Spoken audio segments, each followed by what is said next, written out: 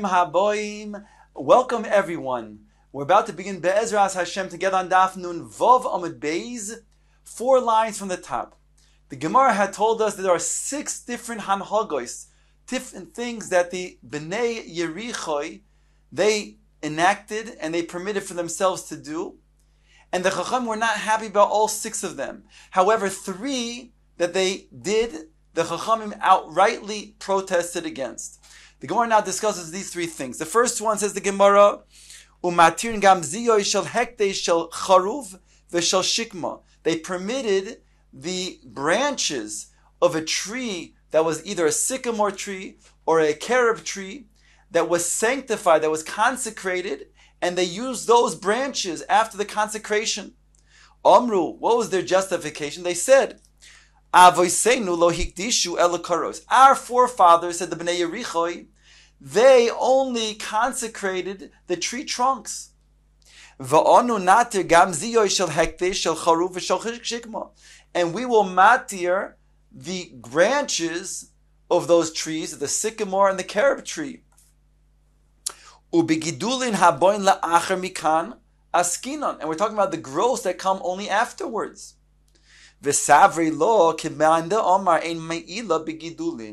And they hold like the opinion that says there are no iser me'ila by those things that are growths that come after the consecration, and therefore they justified using the branches of these consecrated trees. V'rabbanon savre, with Rabban who then were moiche, protested against them. Savre said nihi de me'ila leka. That's true. Midiaraisa, there's no me'ila. And therefore they don't have to add a chomesh, a fifth. And they don't have to bring a korban mi'ilah. That's true. However, isura mi'a'ika. But there's still an isur to use the branches and outgrowths that come as a result of those consecrated trees. And therefore they protested against the Bnei Yerichoi. The next thing that's stated is the partzin protzois. They broke down the fences of both the gardens and the orchards of those trees to enable then those that fell down to then be eaten on Shabbos to the poor people. So Gemara says that the Bnei Yericho who did that, again, the Chachamim made a protest. Says the Gemara, Amar Ula, Amar B'Shemel Lakish, Machlekes B'Shel Machbeidos. They're arguing about the Machbeidos. The Machbeidos are the parts of the tree, talking about a dekel tree, where the dates, they get caught into the branches of the machbeidos up above. It's on the taller part, where there are also parts of the dates that are still attached to the tree. So it says, they're arguing about that. The Rabbanan Savre Gazrinon, Shemiyale V'yitlosh. The Chachamim who were moiche and protested against the Bnei Yericho were concerned that if you're going to take the dates that, that fell into the machbeidos, so you might come to then also detach those dates that are still mechubar to the tree, whereby it'll be an iser diaraisa of koitzer, of harvesting. They were not concerned about such a gezerah, and they said you can take the dates themselves that have already been detached, that are on the machbeidos, without coming to then detach those dates that are still mechubar to the tree. Aval b'shel bein hakifin divrei hakol muter. But those that are on the lower part that have already fell down below, everybody agrees that there's no concern that you're going to come to then detach any dates, because the attached dates are on the upper part of the tree. And thereby for you to get to there, you'd have to then climb. Here we're talking about taking those dates that have already fallen, that are down below. On that, everybody agrees there's not a concern that you come to be toilesh.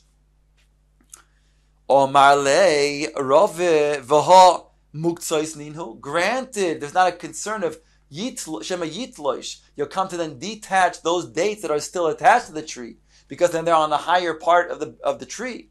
But still, those dates that have fallen down below, since they fell down below on Shabbos, they're muktzah. After all, on the onset of Shabbos, you couldn't take the dates that were still attached to the tree. It would be a melacha deraisa of koitzer.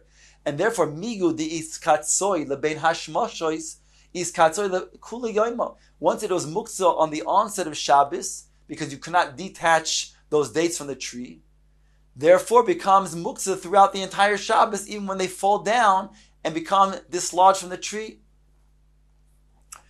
Maybe you'll say to me, Hoyil de chazi le'orvin, but while they're still attached to the tree, they're chazi, they're fitting to the ravens. Wealthy people used to raise ravens in their home, and then they can let those ravens loose and eat from those dates that are still attached to the tree. So since they're fitting for the ravens, so you might say they're also fitting for man. And since they're fitting for man, they're not muktzah. Says the Gemara, Bahash, that can't be, because hashta muchan la'adam loyhave muchan leklavim. We know that if something is muchan la'adam, that means to say that there's an animal that is still alive on the onset of Shabbos, and then on Shabbos it becomes a nevela. We don't say that it's able to be fed to the klavim, because we say that it's muktzah. So since it's muktzah la'adam, it's not, we don't say it's muchan leklavim, it's still muktzah. This nan. For it states in the following Mishnah, Rabbi Yehuda oimer im lo haisa nevela me'erev Shabbos asura. If the animal was not a nevela before Shabbos, then you cannot cut it up and feed it to the dogs on Shabbos. If it was a live animal, before Shabbos, then that animal which was muktzah for Adam is not going to be muchan for animals, for dogs. Lefi she'ena mina muchan. And therefore, muchan la'orvin have a muchan la'odam. Will you then say that which is muchan la'orvim is yes going to be muchan la'odam? If the logic dictates that it's not going to be muchan la'odam, therefore, since it's muktzah la'odam, it's not muchan, it's not prepared for dogs.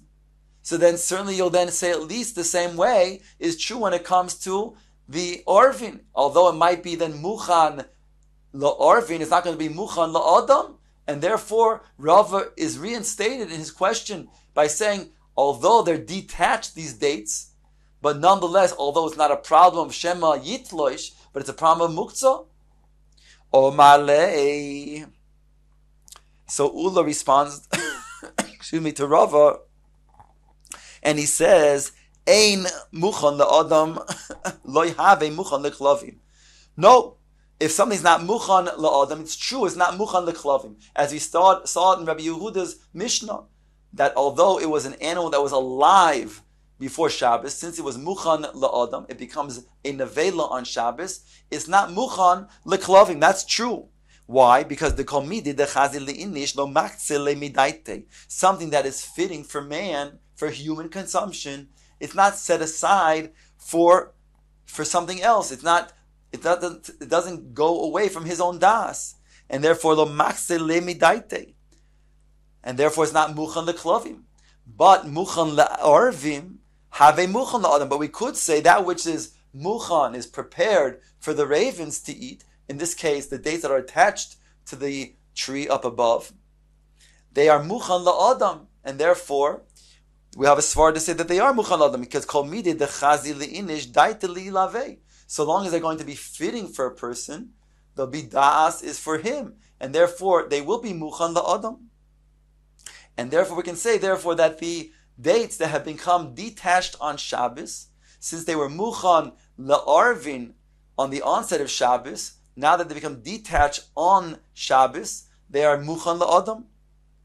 Kiyasa Ravin amar Shimon Lakish. When Ravin came, he said to Rabbi Shimon Lakish, machlekes b'shel bein keeping. He said the machlekes between the bnei Yerichai and the Chachamim is that which is found between the keeping. And we said before, what is the keeping? The keeping is the part of the tree, of the date tree, that we expressed is going to be that which is situated on the lower part of the tree, and therefore there's no dates that are attached nearby. It's only on the upper part of the tree. So therefore, everybody agrees in that case. The Rabban and Sabri. In that case, there's a machlokes. In that case, the machlokes, whether you say you're considered muktzah or not. The Rabban and Sabri muchan la'arvin lo yahave muchan la'adam. According to the Rabban who chastised the bnei Yerichai, they say that which is muchan la'arvin is not muchan la'adam, and therefore it's muktzah. The Anshe Yericho Savre Muchan La'orvim Have Muchan La'adam. Whereas the Anshe Yericho say it is Muchan La'adam. Aval B'Shel Mach Beidois. But those dates that are found up above, Divrei Hakol Asur. Everybody would agree that they're Asur. Why? Because again, even though they're detached, but since they're on the upper place of the tree, and there's in that place in the upper place of the tree, there are dates that are still attached, then there's a problem. Gazina Shema Ya'alev Yitlosh. You might come to detach those dates that are still attached to the tree and be over an Isser Deraisa of Kitzira. There, everybody agrees, Shema Yitlosh. The Gemara now brings the next item that the Bnei Yericho did, and the Chachamim then protested. V'noistin peya leyarek. They made vegetable part of their peya. In other words, peya normally is done with tavua, but they added even yerek. Asked the Gemara, wait a second, v'les lehu le'anshe Yericho hodesnan.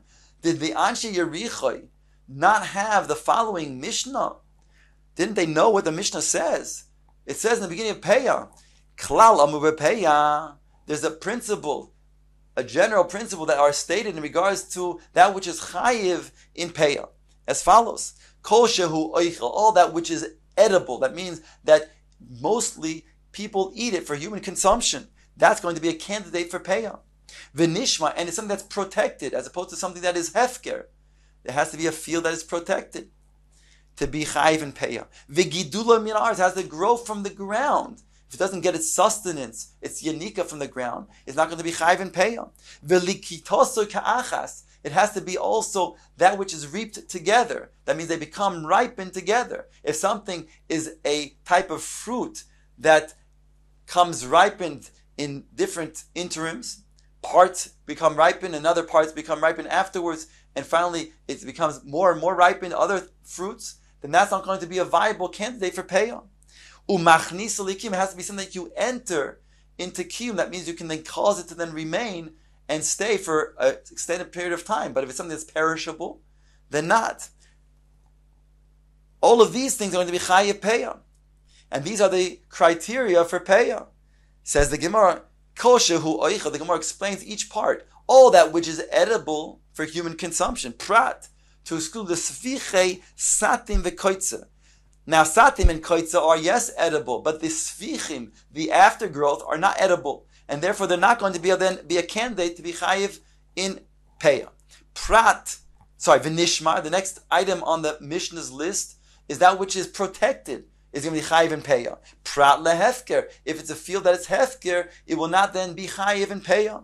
V'gidulei min haaretz, that which is going to grow and get its sustenance from the ground, is going to be chayiv peya. Prat lekemeno pitrios, different type of fungi and mushrooms, things that get its sustenance from the air, and therefore they are not going to be candidates for peya. V'likitosoi ke'achas, they also get ripened altogether, and therefore they're reaped altogether. Prat l'te'enim, to exclude fruit like te'enim, figs, where they become ripened in different stages. Umachnisa likiyum, that which you can enter into an oitzar, and it will have a lasting effect. They'll be able to then they'll be able to remain fresh for a period of time. Prat liyarak, to exclude vegetables. Vegetables are perishable, and therefore they cannot be put into an oitzar for an extended period of time. Therefore, yarek is clearly excluded from peya. So why did Bnei Yerichoi not know this Mishnah? How can they say otherwise? Says the Gemara, Rabbi Yehuda Marav, Hocha beroish lefosois askin. We're talking about the leaves of the turnips. That's what they're discussing over here in that which was the yerek that they gave for peya. Umachnisa likiyum ayidei dover achar kemifliki, and they entered the leaves of the turnips together with the turnips. The turnips themselves, they can be, if they're going to be made in such a way, they can also cause a lasting effect for the leaves themselves. And that's what they're arguing about.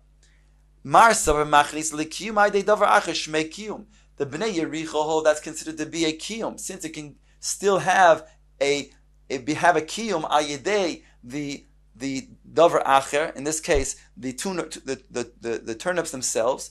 then it's going to be significant as being something that can be used for pay as well.